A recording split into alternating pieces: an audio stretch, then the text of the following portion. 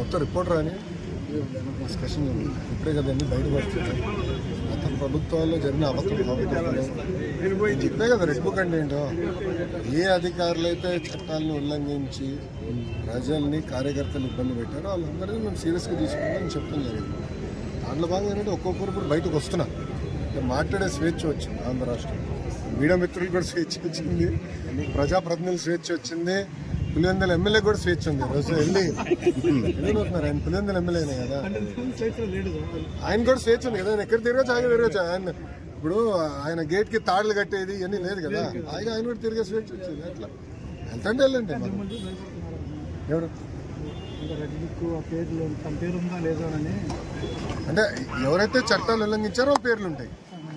So చట్టాలను వాళ్ళు ఉల్లంఘించాలని భావిస్తే వాళ్ళ పేరు ఉన్నట్టు. సింపుల్.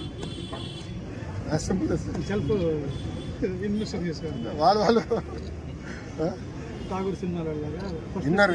వాళ్ళ సమస్య చేసుకోవాలి. అది ఏం జరిగింది ఏంటి ఎందుకు సీరియస్గా తీసుకోండి. ఇది వదిలిపెడతాం. నిర్మాణ రంగం వృద్ధి పెరిగిందండి. గవర్నమెంట్ వచ్చిందంటే మన ఏరియాలో ఎక్కువ భవన నిర్మాణ కార్మికులు. అవును మీరు మనం చూస్తే ఆగస్టు 15 నాడు కూడా నేను మాట్లాడాను. ఇసుక విధానం కూడా ఇంకా మెరుగుపరచాల్సిన అవసరం ఉంది. పర్ఫెక్ట్ అని నేను కూడా అన్నట్లు. ముఖ్యమంత్రి గారు కూడా దానిపైన సమీక్ష చేస్తున్నారు. కానీ ఎట్లా స్ట్రీమ్ లైన్ చేయాలి. ఇప్పుడు మనకు వర్షాలు కూడా పడినాయి, ఇసుక తీసినా కూడా ఇబ్బంది. ఒకేసారి ఎకనామిక్ యాక్టివిటీ కూడా ఇంప్రూవ్ అయింది.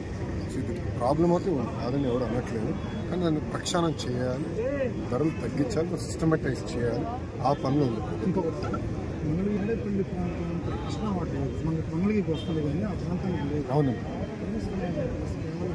అట్లా 100%. ఇప్పుడు మీరు చూస్తే ఇప్పుడు భూగర్భ డ్రైనేజ్, తాగునీరు, పవరు, గ్యాస్కి ఇవన్నీ మేము కార్యక్రమం పెట్టుకున్నాం.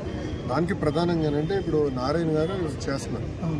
గౌరవ మున్సిపల్ అడ్మినిస్ట్రేషన్ శాఖ మంత్రులు ఆల్రెడీ డిపిఆర్లను తయారు చేస్తూ యాక్టివిటీ స్టార్ట్ చేస్తున్నారు. ప్రభుత్వం ఏర్పడి 100 రోజులు వదిలేస్తుంది. సో సిస్టమేటిక్గా చేయాలి. ఎందుకంటే నేను డిపిఆర్ చేయకుండా కాదు, 100% నీళ్ళు ఇస్తాను. కానీ డిపిఆర్ చేయకుండా ప్రాపర్ ప్రాసెస్ ఫాలో అవ్వకుండా నేను కూడా చట్టాలు ఉల్లంఘించి అడ్డగోలే చేస్తే రేపు మీరే నన్ను పట్టుకుంటారు.